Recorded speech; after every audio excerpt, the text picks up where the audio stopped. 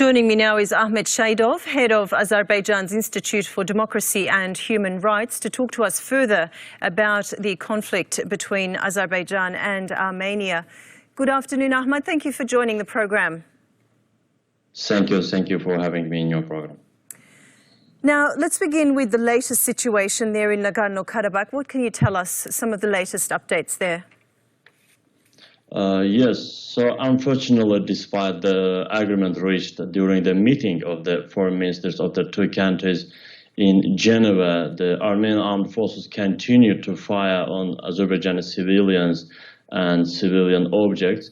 So yesterday and today, the Armenian army fired rockets at the Tartar, Agdam and Agjabadi regions of Azerbaijan, and these areas are not located in the front line and there are no military facilities there. After the meeting in Geneva mediated by the OSCE Minsk Group co-chairs, the Armenian armed forces continue to commit war crimes against Azerbaijan and whole humanity, and as a result of this rocket fires, our civilians were killed again and many others were injured. Armenia takes the same step every time. Every time after the ceasefire agreement, we witness the same picture. Civilians are targeted, civilian targets are fired upon, and civilians are killed. And at the last meeting of foreign ministers in Geneva, there was a special agreement on this issue. I want to underline this point that the parties agreed that in no case should civilians and settlements be targeted, but Armenia does not comply with the agreement again and again. And Tartar city is one of the most bombed and rocket-fired cities in Europe since World War II. And since September 27, more than 15,000 shells and missiles have been fired at the Tartar region of Azerbaijan. So in this case, what should Azerbaijan do now? Of course, Azerbaijan must exercise his right to self-defense and protect its civilians. And today, the Azerbaijani army is doing it. We are carrying out counter-offensive operations against those firing points of the Armenian army, which opened fire on Azerbaijan civilians. Azerbaijan, and this is our internationally recognized right. And in addition, the Azerbaijani army continues to liberate the occupied Azerbaijani lands today. And I emphasize once again that these territories are internationally recognized Azerbaijani lands, and it is the right of Azerbaijan to protect its lands. So today, Armenia is disrespecting its obligations and those efforts of international mediators.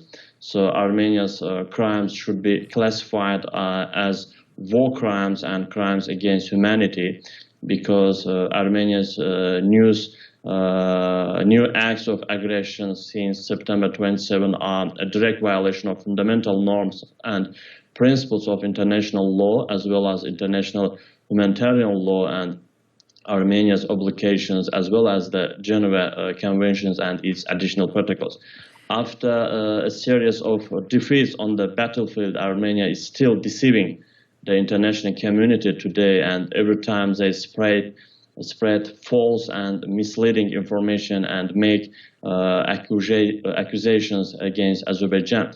So Armenia, which has failed in its propaganda about mercenaries, is inventing new misinformation about why phosphorus today, and Armenia is trying to shift its responsibility to Azerbaijan using white phosphorus shells. So now, Ahmad, I just want to ask you another question there. We're hearing reports of an Armenian fighter jet being downed by Azerbaijan. Do you have any further information on that? Again? We're hearing reports of an Armenian fighter jet being downed by Azerbaijan. Do you have information on that? Yes, we have some information that today two fighter jets of Armenian armed forces was shot down by Azerbaijani army. It's officially accepted by Azerbaijani authorities. So they use this jet against Azerbaijani army, in this fighting. So we have some kind of information. Okay. And My last question to you, we know that Turkish Foreign Minister Mevlut Çavuşoğlu met with Azerbaijan's President İlham Aliyev, and Aliyev said about Armenian Prime Minister Nikol Pashinyan's letter to Russian President Vladimir Putin is a confession of defeat. Can you elaborate on that? Yes, today Armenian side is very, I would say, negative situation, in very bad situation, because after these defeats on battleground, they are first they spreading some false information about the foreign fighters, about mercenaries. They try to spread false information and involve third countries to this conflict. But now, after being defeated in a battleground, they are seeking for foreign support, in particular Russia's support. And during last weeks, Armenian Prime Minister has called several times to Russian President, and a recent letter to Russian President Vladimir Putin is once again showed that Armenia is in bad condition. But however, Russia will not support Armenia in this point, because as Vladimir Putin said recently, the clashes are going on not in the territory of Republic of Armenia. So it means that Russia officially recognized these territories as Azerbaijani lands, and all these clashes are going on Azerbaijani land, and it's the international recognized right of Azerbaijan to liberate its lands from Armenian occupation. So anyway, today many countries, in particular Russia, Iran, and other international community, foreign countries are calling for an end to hostilities and urgent talks. Anyway, Azerbaijan is also in favor of negotiations today, but these talks should not be just for the sake of appearance. Peace must be a concrete subject of these negotiations, and it is necessary to negotiate in accordance with international law and UN resolutions, because for the last 30 years, Azerbaijan has been involved in, I can say, meaningless and fruitless negotiations. But we again showed a great patience and waited until the end. In 1994, 4 UN Security Council resolutions were adopted on this conflict, and these resolutions clearly state that the Armenian armed forces must withdraw from the occupied Azerbaijani lands, and the Azerbaijani IDPs must return to their homes. And these resolutions have not been implemented in the last 27 years.